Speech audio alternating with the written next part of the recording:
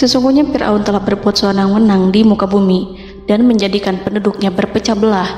Dia bertindak semena-mena, lalim, melampaui batas, lebih mementingkan kehidupan dunia dan berpaling dari ketaatan Rob yang Maha Tinggi. Fir'aun memecah menjadi banyak sekali golongan dan kelompok dan menindas sebagian di antara mereka. Fir'aun menindas Bani Israel yang berasal dari keturunan Nabi Yakub. Saat itu, mereka adalah penduduk bumi terbaik.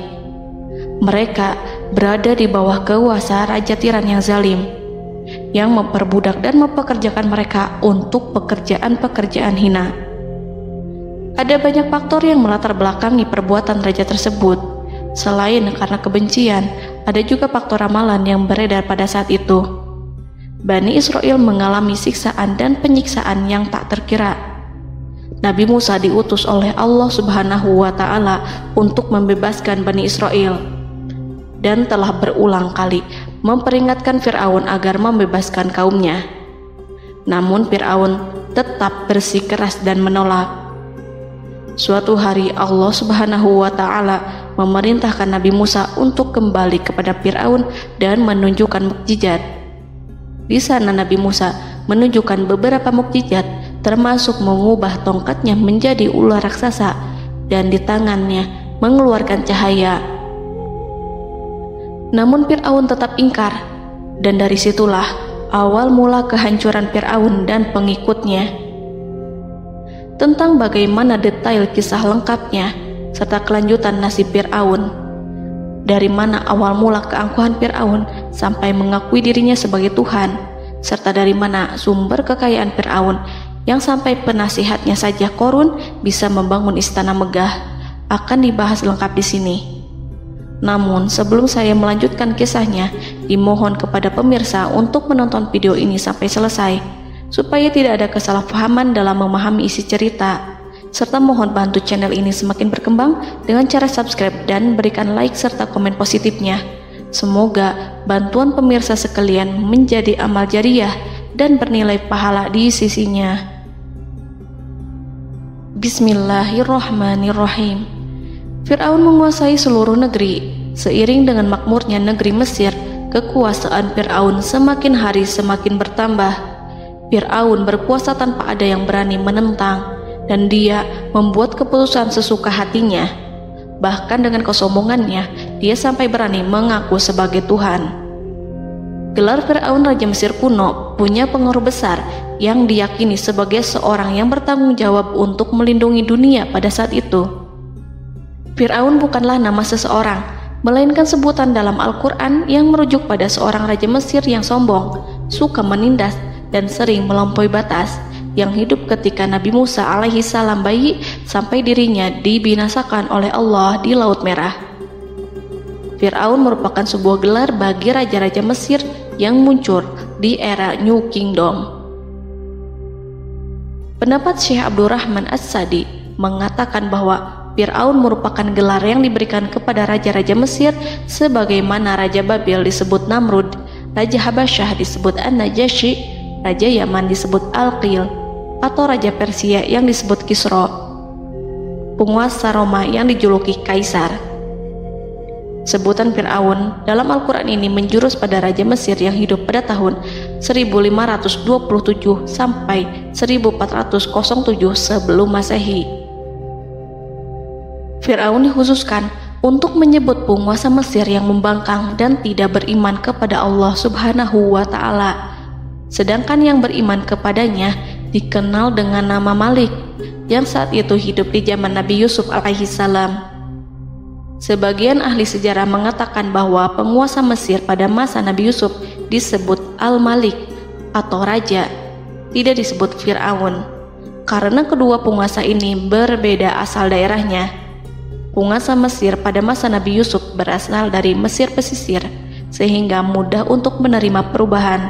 Sedangkan Fir'aun pada masa Nabi Musa berasal dari pedalaman Mesir yang mempunyai watak dan karakter keras serta kolot, dan tidak mudah menerima orang-orang di luar kalangan mereka.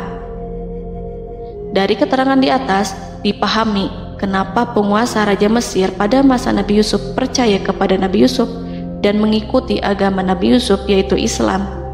kemudian diikuti oleh rakyatnya. Sebagian ahli sejarah menyamakan Fir'aun dengan Mas'ab ibnu Royan. Ada pula yang menyatakan bahwa Fir'aun anaknya Walid ibnu Mas'ab ibnu Royan dari salah satu kaum Ad. Para Fir'aun Mesir kuno memperoleh kekayaan dan membangun kerajaan mereka yang megah melalui berbagai sumber. Beberapa sumber utama kekayaan dan pembangunan kerajaan Fir'aun adalah sumber daya alam. Mesir kuno diberkati dengan sumber daya alam yang melimpah, termasuk emas, tembaga, dan batu mulia yang ditambang dari wilayah gurun dan lembah. Sungai Nil juga menyediakan tanah yang subur untuk pertanian yang menjadi dasar ekonomi Mesir kuno. Air yang sangat penting ini memungkinkan kota-kota tumbuh di tengah gurun. Lonjakan air dan nutrisi itu mengubah lembah Nil menjadi tanah pertanian yang produktif. Menurut Organisasi Pangan dan Pertanian PBB, petani Mesir kuno adalah salah satu kelompok pertama yang melakukan pertanian dalam skala besar, menanam tanaman makanan seperti gandum, serta tanaman industri seperti rami untuk membuat pakaian.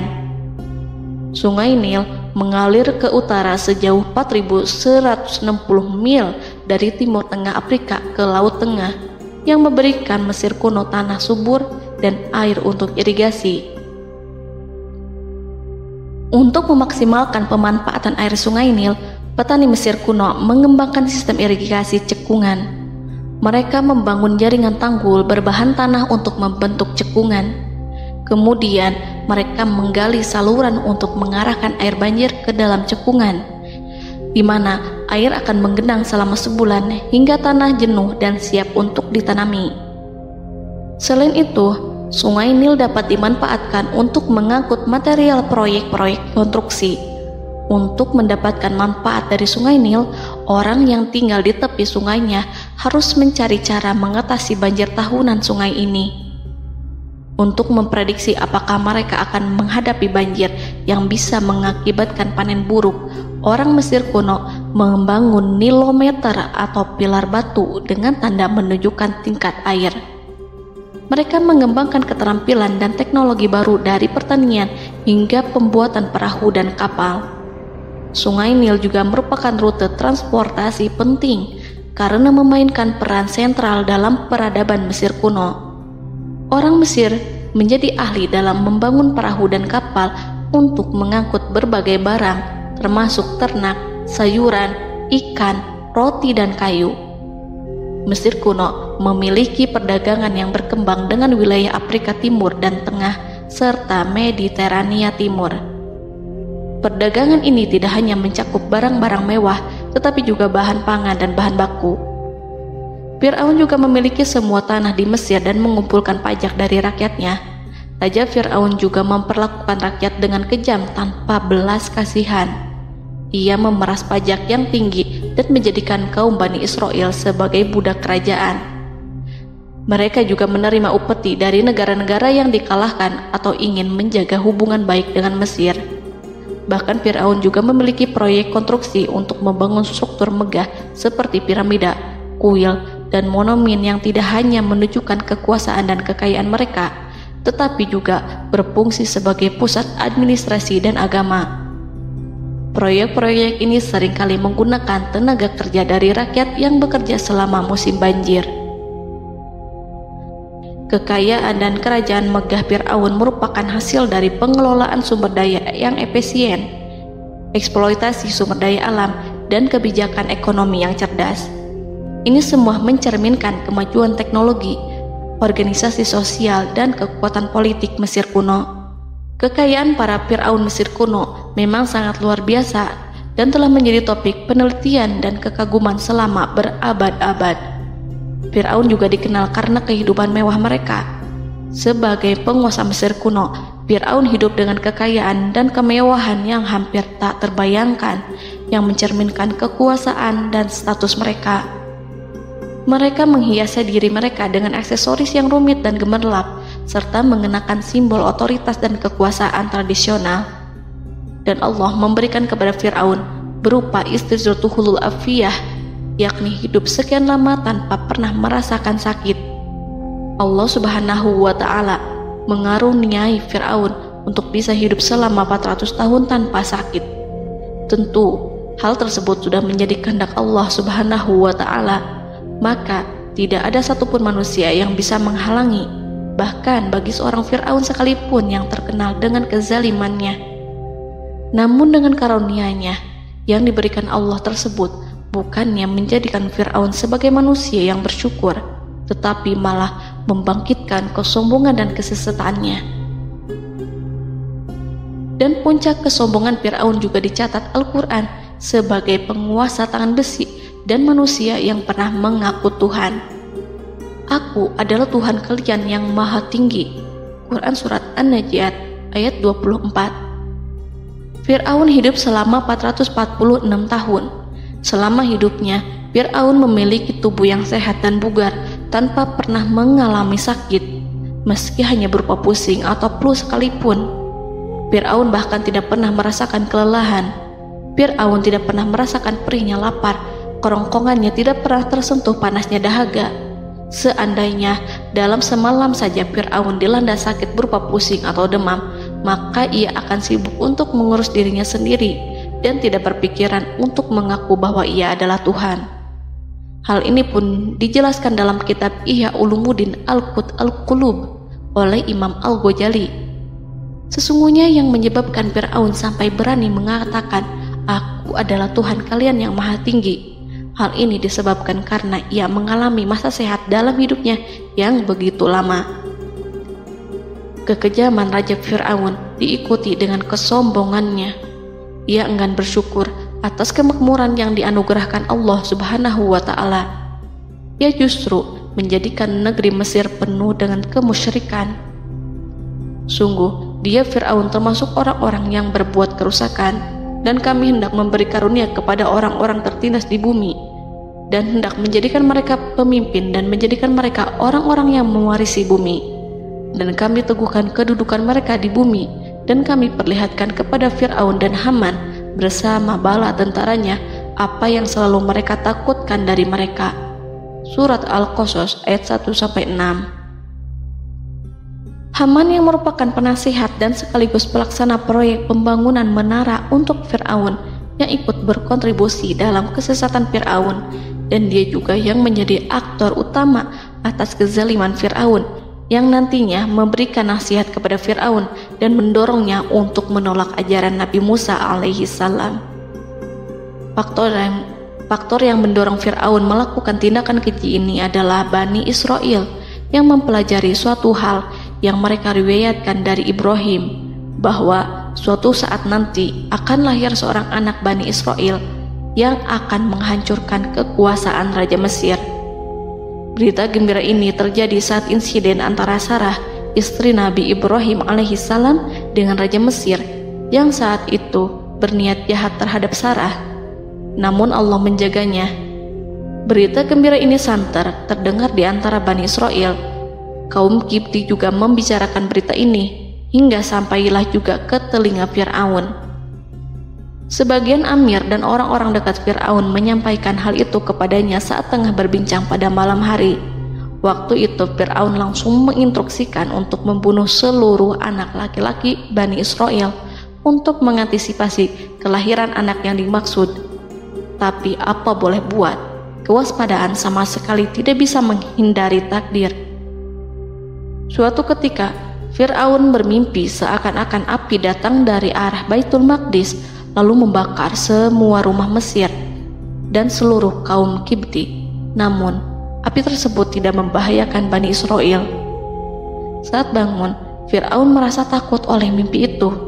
Ia kemudian mengumpulkan seluruh paranormal dan tukang sihir.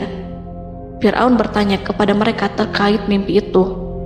Mereka berkata, akan lahir seorang bayi laki-laki dari kalangan Bani Israel yang akan menghancurkan penduduk Mesir. Sebab itulah Fir'aun memerintahkan untuk membunuh anak laki-laki dan membiarkan hidup anak perempuan. Fir'aun sangat mewaspadai agar Musa tidak lahir, hingga menunjuk sejumlah laki-laki dan dukun beranak berpatroli memeriksa para wanita hamil dan mendata waktu kelahiran mereka. Jika ada yang melahirkan anak laki-laki, si bayi langsung disembelih oleh para algojo seketika itu juga. Allah berfirman, kami mengilhamkan kepada ibu Musa, susuilah dia Musa, jika engkau khawatir atas keselamatannya, hanyutkanlah dia ke sungai Nil dalam sebuah peti yang mengapung. Janganlah engkau takut dan janganlah pula bersedih. Sesungguhnya kami pastikan mengembalikan kepadamu dan menjadikan sebagai salah seorang rasul. Surat Al-Qasas ayat 7. Pada saat itu, ibu Musa yang bernama Ayarika, ada juga yang menyebut Ayah Zakat, merasakan kesedihan yang amat dalam dan sudah mengantisipasi sejak pertama kali mengandung Musa. Kehamilannya ini memang tidak terlihat. Harun lahir pada tahun ketika hukuman mati bagi lelaki tidak berlaku, sementara Musa lahir pada tahun di mana bayi laki-laki harus dibunuh. Saat melahirkan, ibunya mendapat ilham agar Musa kecil diletakkan di dalam peti yang diikat dengan tali. Rumahnya tepat di hulu sungai Nil. Ia menyusui Musa, kemudian ketika khawatir pada seseorang, ia meletakkan Musa di peti itu, lalu dilepaskannya ke lautan, sementara talinya tetap dipegang. Setelah semua orang pergi, ia tarik kembali peti itu. Namun suatu hari, ibu Musa melepaskan peti itu, tetapi dia lupa tidak mengikatnya dengan tali, sehingga peti berisi Musa kecil itu hanyut bersama aliran sungai Nil hingga melintas tepat di depan istana Fir'aun. Selir-selir Fir'aun itu memungut peti dalam kondisi tertutup rapat. Mereka tidak berani membukanya. Peti itu kemudian diletakkan di depan istri Fir'aun, Asiyah binti Muzahim. Ada pendapat yang mengatakan bahwa Asiyah berasal dari Bani Israel dari keturunan Musa. Saat membuka penutup peti dan menyingkap tirai penutupnya, Asiyah melihat wajah Musa kecil memancarkan sinar-sinar nubuah kemuliaan. Begitu melihatnya, Asiyah langsung jatuh hati dan sangat mencintainya. Saat Fir'aun tiba, ia berseru, "Apa ini?" Kemudian ia memerintahkan untuk menyembelihnya, tetapi sang istri meminta agar bayi tersebut diberikan kepadanya. Sang istri berkata, "Dia adalah penyejuk mata hati bagiku dan bagimu." Fir'aun menimpali, "Iya, bagimu, tapi bagiku tidak. Aku tidak memerlukan bayi itu." Petaka memang selaras dengan tutur kata. Kata-kata istri Fir'aun, mudah-mudahan dia bermanfaat kepada kita. Allah memberikan manfaat yang ia harapkan. Di dunia, Allah memberikan hidayah padanya melalui sosok Musa, dan di akhirat, Allah menempatkan dia di surganya karena Musa. Atau kita ambil dia menjadi anak. Keduanya pun mengadopsi Musa karena mereka berdua tidak punya anak. Perkataan Asiyah ini diabadikan dalam Al-Quran surat Al-Qasas ayat 9. Dan berkatalah istri Fir'aun, "Ia adalah penyejuk mata hati bagiku dan bagimu. Janganlah kamu membunuhnya. Mudah-mudahan ia bermanfaat kepada kita, atau kita ambil ia menjadi anak, sedangkan mereka tidak menyadari." Dalam ayat ini Allah Subhanahu wa Ta'ala berfirman yang artinya, sedangkan mereka tidak menyadarinya. Ibnu Katsir menjelaskan maksud dari ayat ini, mereka tidak mengetahui apa yang dikehendaki Allah, bahwa di tangan anak itulah terjadinya kehancuran masa depan Fir'aun dan bala tentaranya. Mereka tidak mengetahui hukuman besar Allah yang dikehendaki terhadap Fir'aun dan pasukannya. Mereka tidak tahu bahwa Allah menakdirkan mereka untuk memungutnya. Saat Musa tinggal di kediaman Fir'aun, pihak keluarga ingin menyusuinya. Namun Musa tidak mau menerima susu wanita manapun. Ia juga tidak mau makan, hingga mereka dibuat bingung karenanya. Mereka berusaha sebisanya untuk memberi Musa makan, namun Musa tidak mau. Seperti yang Allah sampaikan dalam surat Al-Qasas ayat 12. Dan kami cegah dia Musa menyusu kepada perempuan-perempuan yang menyusuinya sebelum itu. Mereka kemudian mengirim Musa bersama para dukun beranak dan sejumlah wanita ke pasar. Mungkin Musa mau menyusu pada seorang wanita di sana. Saat semua orang berdiri di hadapan Musa, saudari Musa melihatnya.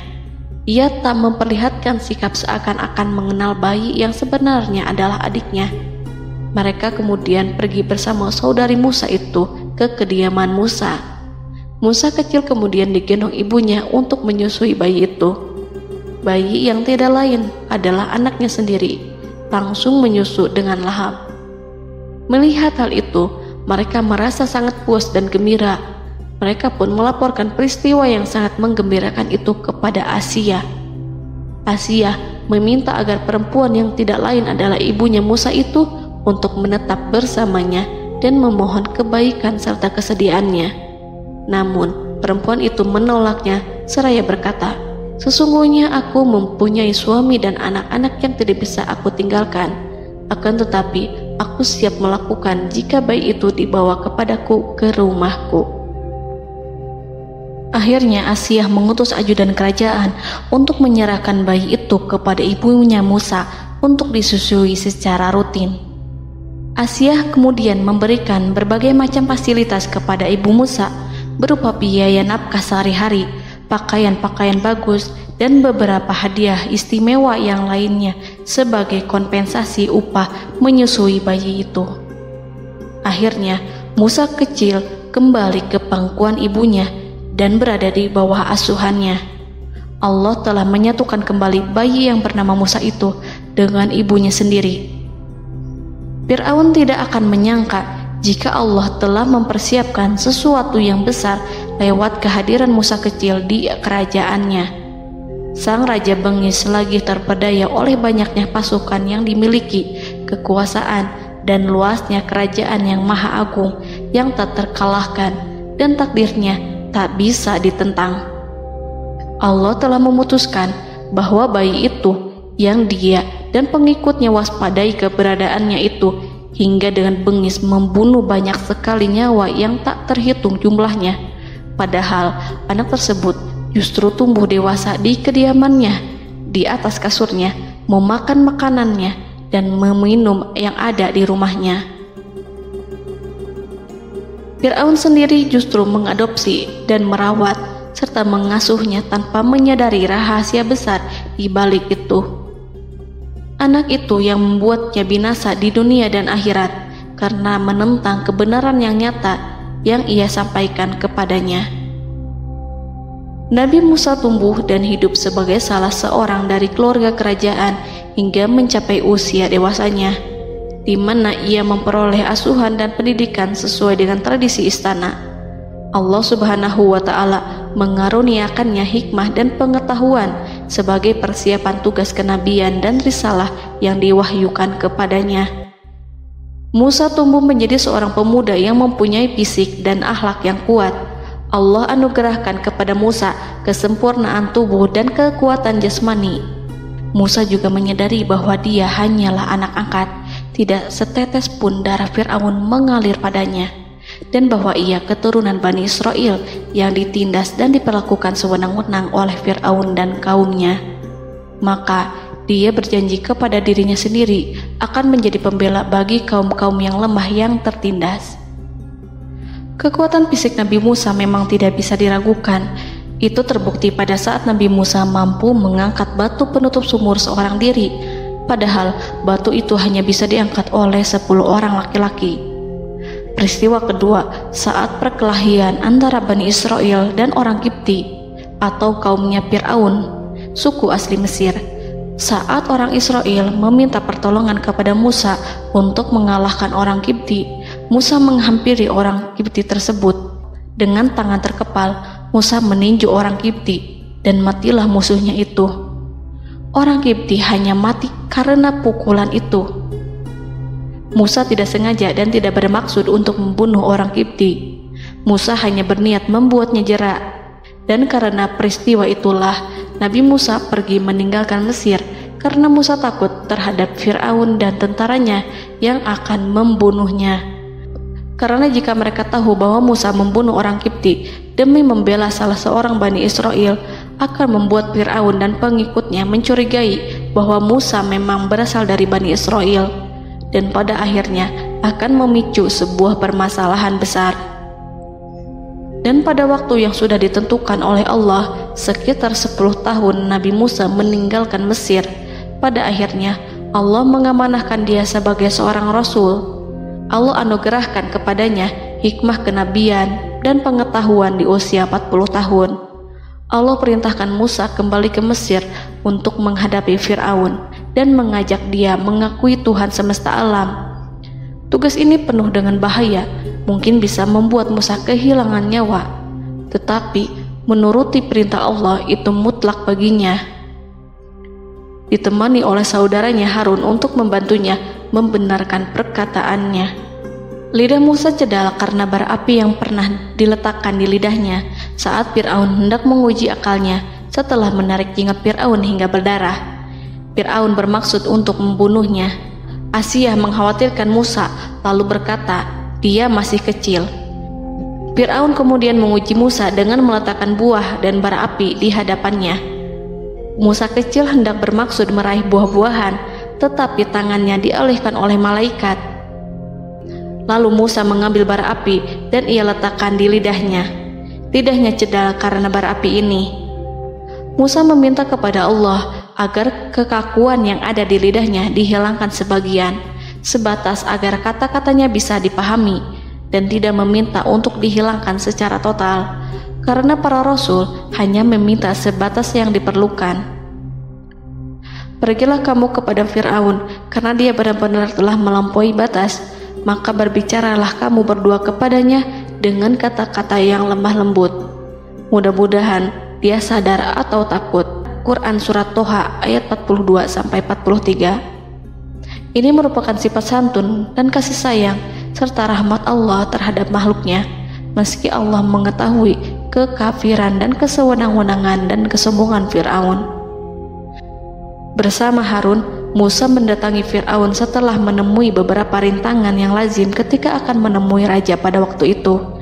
Pertemuan Musa dan Harun juga dihadiri oleh beberapa anggota pemerintahan dan penasihat.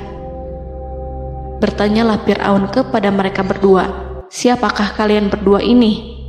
Musa menjawab, kami Musa dan Harun adalah pesuruh Allah agar kamu membebaskan Bani Israel dari perbudakan dan penindasanmu dan menyerahkan mereka kepada kami agar mereka menyembah kepada Allah dengan leluasa dan menghindari siksaanmu. Fir'aun segera mengenal Musa dan berkata kepadanya, bukankah engkau Musa yang sudah kami asuh sejak bayimu dan kami asuh dalam istana sampai usia remajamu dan mendapat pendidikan serta pengajaran yang menjadikan engkau pandai? Dan bukankah engkau yang melakukan pembunuhan terhadap diri daripada seorang dari golongan kami? Sudahkah engkau lupa terhadap itu semua dan tak ingat akan jasa kami kepadamu? Musa menjawab, bahwasannya engkau telah mengurus aku sejak kecil. Itu bukanlah jasa yang dapat kamu banggakan, karena jatuhnya aku pada tanganmu akibat dari kekejaman dan kezalimanmu tatkala engkau memerintah agar orang-orangmu menyembelih setiap bayi laki-laki yang lahir, sehingga ibuku membiarkanku mengapung di sungai Nil dan aku dipungut oleh istrimu, sehingga selamatlah aku dari pengejaranmu dan penyembelihanmu. Dan kebaikan yang engkau sebutkan itu sebanding dengan perlakuanmu terhadap sebuah suku bangsa besar, yaitu Bani Israel secara keseluruhan, karena engkau telah menindas dan menjadikan mereka budak-budak untuk melayanimu. Dan mengenai pembunuhan itu merupakan kehilafanku, lalu aku lari darimu karena aku takut kepadamu. Namun peristiwa itu merupakan rahmat dan hikmah yang terselubung bagiku, sebab dalam perantauanku setelah aku melarikan diri dari negerimu ini, Allah Subhanahu wa Ta'ala mengaruniakanku dengan hikmah ilmu dan mengutus aku sebagai rasul. Maka dalam rangka tugasku sebagai rasul, datanglah aku kepadamu atas perintah Allah untuk mengajak engkau dan kaummu untuk menyembah Allah dan meninggalkan kezaliman serta penindasanmu terhadap Bani Israel yang kau pekerjakan dan perbudak mereka untuk melakukan pekerjaan dan melayanimu. Fir'aun bertanya, siapakah Tuhan yang engkau sebut-sebut itu, hai Musa?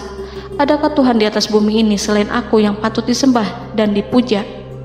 Musa menjawab, ya, yaitu Tuhanmu dan Tuhan nenek moyangmu, serta Tuhan alam semesta. Fir'aun bertanya, siapakah Tuhan alam semesta itu? Musa menjawab, ialah Tuhan langit dan bumi, dan segala yang ada di langit dan di bumi. Berkatalah Fir'aun kepada para penasehatnya dan para pembesarnya, sesungguhnya Rasul yang diutus kepada kamu ini adalah seorang yang gila. Kemudian ia balik bertanya kepada Harun dan Musa, siapakah Tuhan kamu berdua? Akulah Tuhanmu yang paling tinggi. Surat An-Najiat ayat 23-24. Dan Fir'aun berkata, wahai para pembesar kaumku, aku tidak mengetahui ada Tuhan bagimu selain aku. Quran Surat Al-Qasas ayat 38. Fir'aun menentang, padahal ia tahu bahwa ia adalah hamba yang diatur, dan Allah lah yang menciptakan dan memberi bentuk rupa. Dan mereka mengingkarinya karena kezaliman dan kesombongannya, padahal hati mereka meyakini kebenarannya. Maka perhatikanlah bagaimana kesudahan orang-orang yang berbuat kerusakan. Quran Surat An-Naml ayat 14. Fir'aun beralih memakai kekuasaan dan wibawa yang ia miliki. Fir'aun berkata, jika engkau menyembah Tuhan selain aku akan memasukkanmu ke dalam penjara. Musa berkata, apakah engkau akan melakukan itu sekalipun aku tunjukkan kepadamu suatu bukti yang nyata? Fir'aun menjawab, tunjukkanlah sesuatu yang nyata itu. Maka Musa melemparkan tongkatnya. Tiba-tiba tongkat itu menjadi ular besar, dan Musa mengeluarkan tangan dari dalam bajunya. Tiba-tiba tangan itu menjadi putih bercahaya. Saking ketakutannya hingga membuat Fir'aun terkena diare. Dalam sehari lebih dari 40 kali buang air. Namun Fir'aun sebagai raja yang mengaku Tuhan tentu tidak akan begitu saja menyerah kepada Musa, walaupun telah diperlihatkan 2 mukjizat. Bahkan Fir'aun berkata kepada kaumnya yang dikhawatirkan terpengaruh oleh mukjizat Musa, bahwa apa yang dilakukan Musa merupakan sihir, dan Musa Harun adalah ahli sihir yang datang dengan maksud menguasai Mesir. Salah satu penasehatnya, yaitu Haman, mengusulkan agar mengumpulkan semua ahli sihir dari berbagai penjuru kerajaan untuk bertanding mematahkan sihir Musa, yang tanpa pikir panjang Fir'aun setujui. Fir'aun pun berkata kepada Musa, apa yang kau bawa ini adalah sihir. Kami akan melawanmu dengan sihir yang sama. Fir'aun pun kemudian meminta Musa untuk bertemu pada waktu dan tempat yang disepakati, dan langsung disetujui Nabi Musa tanpa ragu sedikit pun. Inilah salah satu tujuan terbesar Musa untuk memperlihatkan ayat-ayat hujah dan bukti-bukti nyata Allah di hadapan halayak ramai. Dengan berbekal pertolongan Allah, Musa yakin akan menang melawan para ahli sihir itu. Maka pada waktu yang sudah ditetapkan, yakni pada permulaan hari, saat cahaya matahari mulai terik menyengat, sehingga kebenaran akan terlihat terlebih jelas dan nyata, orang-orang berbondong-bondong menuju tempat yang sudah ditentukan untuk melihat pertandingan sihir yang sudah dihadiri ribuan tukang sihir. Menurut Muhammad bin Ka'ab, mereka berjumlah 80.000 ahli sihir. Mereka sudah dijanjikan hadiah dan uang yang besar jika berhasil mengalahkan Musa. Para penyihir istana berkata, wahai Musa, apakah engkau yang mau lebih dahulu ataukah kami? Musa menjawab, silahkan kalian lebih dahulu. Maka ketika tali-tali dan tongkat-tongkat ahli sihir dilemparkan, tiba-tiba berubah menjadi seakan-akan ia merayap cepat karena sihir mereka. Ada rasa takut yang menyelimuti hati Musa, takut jika orang-orang terkena fitnah sihir dan tipu daya mereka. Namun Allah langsung menguatkan Musa dan berkata, yang diabadikan dalam Quran Surat Toha ayat 65-69. Janganlah engkau takut, sungguh engkaulah yang unggul, dan lemparkanlah apa yang ada di tangan kananmu, niscaya ia akan membuat. Apa yang mereka buat itu hanyalah tipu daya tukang sihir belaka, dan tidak akan menang tukang sihir itu dari manapun ia datang. Saat Musa melemparkan tongkat, tongkat itu berubah menjadi ular besar yang memiliki kaki, berleher besar, dan bentuk yang menakutkan, hingga semua orang lari dan menjauh. Ular itu kemudian menelan tali-tali para tukang sihir dengan satu persatu dengan gerakan super cepat. Semua orang melihatnya dengan penuh keheranan, sementara para tukang sihir mereka tercengang dan bingung kala melihatnya. Mereka melihat sesuatu yang sama sekali tidak pernah terlintas di benaknya dan juga berada di luar bidang yang mereka kuasai. Saat itulah mereka tahu pasti bahwa yang mereka lihat itu bukanlah sihir, sulap, khayalan ilusi ataupun kebohongan semata, tetapi sebuah kebenaran yang hanya bisa dilakukan oleh Yang Maha Benar, yang mengutus mukjizat tersebut dengan benar. Allah menyingkap tabir kelalaian dari hati mereka, menyinarinya dengan petunjuk yang Ia ciptakan dan menyingkirkan gumpalan keras di hatinya. Mereka segera bertaubat dan tunduk sujud kepadanya. Dengan lantang mereka mengatakan kepada semua yang hadir tanpa memperdulikan hukuman ataupun siksaan apapun, "Kami beriman kepada Rob seluruh alam, yaitu Tuhannya Musa dan Harun." Fir'aun yang congkak dan sombong tentu sangat marah dengan apa yang disaksikannya itu. Ketika melihat ahli-ahli sihirnya begitu cepat menyerah dan mengakui kekalahan kepada Musa, bahkan menyatakan beriman kepada Tuhan Musa dan Harun. Tindakan itu dianggapnya sebagai pelanggaran terhadap kekuasaannya dan penentangan terhadap ketuhanannya dan merupakan tamparan bagi kewibawaannya. Fir'aun berkata kepada mereka, "Apakah kalian telah beriman kepada Musa sebelum aku memberi izin?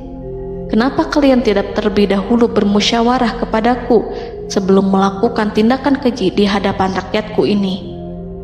Dia itu pemimpinmu yang mengajarkanmu sihir, dan bukankah ini adalah persengkongkolanmu terhadapku? Musa dapat mengalahkan kamu sebab ia mungkin merupakan guru dan pembesar yang mengajari sihir kepadamu, dan kamu telah mengaturnya, dan sandiwaramu ini tak akan kubiarkan. Akan kupotong tangan dan kakimu secara bersilang, dan sungguh aku akan salib kamu pada pangkal pohon kurma sebagai balasan dan hukuman atas pengkhianatanmu ini." Walaupun melihat langsung kebenarannya, Fir'aun tetap tidak percaya. Dia tidak suka keyakinan para penyihir terhadap Musa. Para penyihir itu yang telah mengakui keimanan mereka kepada Allah tak merasa gentar ataupun takut, karena ketika para tukang sihir itu sujud, mereka melihat rumah dan istana-istana di surga yang telah dipersiapkan untuk mereka. Semuanya dirias untuk menyambut kedatangan mereka. Karena itu, mereka tidak peduli dengan ancaman Fir'aun. Setelah peristiwa kekalahan penyihir Fir'aun dengan mukjizat Nabi Musa itu, Fir'aun serta penasihat dan para pembesarnya, termasuk Haman, merencanakan penindasan yang lebih kejam untuk kaum Bani Israel dan merencanakan pembunuhan terhadap Nabi Musa. Fir'aun khawatir jika gerakan Musa tidak dipatahkan akan mengancam kerajaan dan kewibawaannya yang mengaku sebagai Tuhan.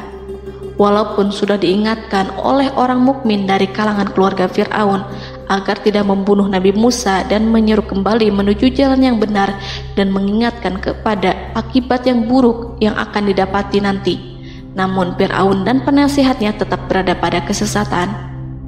Sebagai balasannya, Allah menghukum Fir'aun dan penduduknya dengan kekeringan dan penyakit yang bertahun-tahun karena menolak Rasulnya. Mereka dilanda banjir bandang, darah yang bercampur dengan seluruh air yang ada.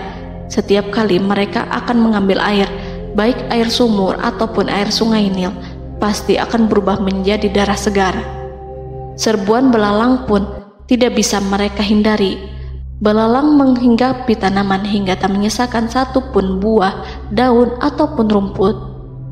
Serangan hama dan wabah katak juga mengerumuni mereka hingga berjatuhan di makanan, wadah-wadah, sampai-sampai ketika ada yang membuka mulut untuk makan ataupun minum, pasti ada katak yang jatuh di situ. Semua hukuman itu hanya menimpa Fir'aun dan pengikutnya, sama sekali tidak menimpa Nabi Musa dan Bani Israel. Namun mereka tidak belajar ataupun berubah, mereka tetap saja kafir dan hanyut dalam kejahatan. Setiap kali Allah timpakan hukuman kepada Fir'aun dan pengikutnya, mereka bersumpah dan berjanji kepada Musa untuk beriman. Namun ketika hukuman itu dihilangkan, mereka ingkar janji berpaling dan kembali kepada keburukan seperti sedia kala.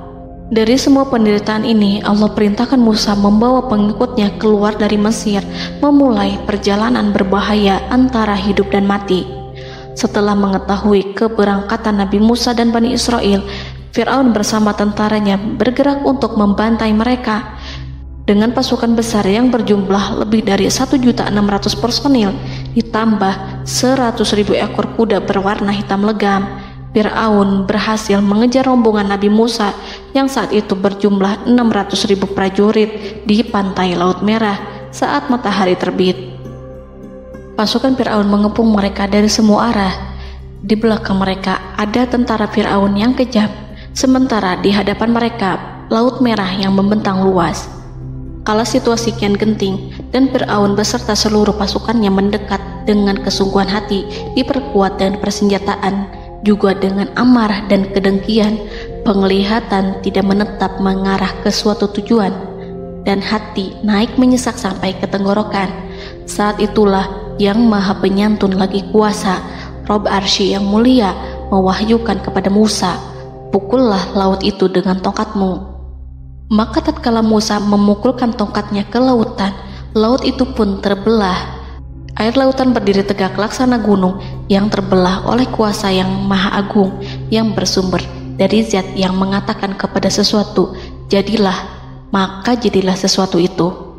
Allah memerintahkan angin barat untuk menyapu kerikil-kerikil hitam lautan, hingga dasar lautan berubah menjadi tanah yang kering, yang tidak melekat pada kaki-kaki kuda dan hewan. Allah memerintahkan Musa untuk melintas bersama kaumnya. Mereka segera turun melintas dengan senang. Mereka menyaksikan sebuah hal yang membuat mata tercengang dan memberikan petunjuk pada hati orang-orang yang mukmin. Setelah Musa bersama kaumnya melintas secara keseluruhan dan keluar dari lautan, saat itulah pasukan garis depan Fir'aun baru masuk. Saat itu Musa bermaksud memukulkan tongkat ke lautan agar kondisi laut kembali seperti sedia kala, agar Fir'aun dan pasukannya tidak bisa mengejar. Tapi Allah yang Maha Kuasa dan pemilik keluhuran memerintahkan agar lautan tetap dibiarkan seperti itu, seperti yang ia firmankan. Saat Musa membiarkan lautan dalam kondisi terbelah dan Fir'aun tiba di tepi pantai, ia melihat sesuatu yang dahsyat. Kondisi ini membuatnya tercengang, dan ia tahu betul bahwa apa yang dilihatnya adalah pekerjaan Rob Arsy yang mulia, seperti halnya mukjizat lain yang pernah ia lihat sebelumnya. Fir'aun berhenti dan tidak maju. Ia menyesal karena mengejar Bani Israel dalam situasi seperti ini, di saat penyesalan tiada lagi membawa guna. Namun Fir'aun memperlihatkan sikap tangguh dan kuat di hadapan para pasukannya dan memperlakukan mereka layaknya musuh. Jiwa kafir dan watak Fir'aun mendorong dirinya mengatakan kepada kaum yang ia perdaya hingga patuh dan mengikuti kebatilannya, "Lihatlah bagaimana lautan ini terbelah agar aku bisa mengejar budak-budakku yang melarikan diri dari kekuasaanku, menyimpang dari ketaatanku, dan meninggalkan negeriku." Fir'aun bersembunyi di barisan belakang dengan harapan ia bisa selamat, tapi mustahil ia bisa selamat. Fir'aun terlihat maju mundur. Dan pada kesempatan itu, Jibril menampakkan diri dalam wujud seorang penunggang kuda perawan, lalu melintas di hadapan kuda jantan yang ditunggangi oleh Fir'aun. Kuda yang ditunggangi Fir'aun meringik menghampiri kuda yang ditunggangi Jibril.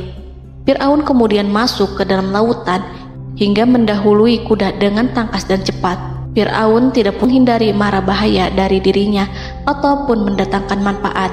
Mereka segera menyusul hingga semuanya berada di lautan. Setelah bagian depan hendak mencapai tepi, Allah memerintahkan Musa melalui wahyu untuk memukul lautan dengan tongkat. Musa memukul lautan dengan tongkat. Lautan kembali menyatu seperti sedia kala dan menenggelamkan mereka semua. Tak seorang pun yang selamat. Allah menggambarkan tentang bagaimana Fir'aun didengkot orang-orang kafir Kipti tenggelam. Gelombang besar sesekali turun dan sesekali naik membawa Fir'aun. Bani Israel melihatnya dan juga pasukannya, seperti apa siksa dan petaka besar yang Allah timpakan kepadanya dan juga pasukannya, agar Bani Israel senang dan lega.